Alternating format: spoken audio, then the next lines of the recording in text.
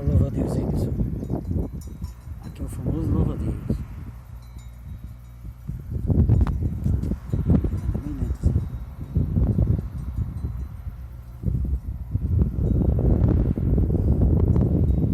Louva-a-Deus. Valente esse bichinho.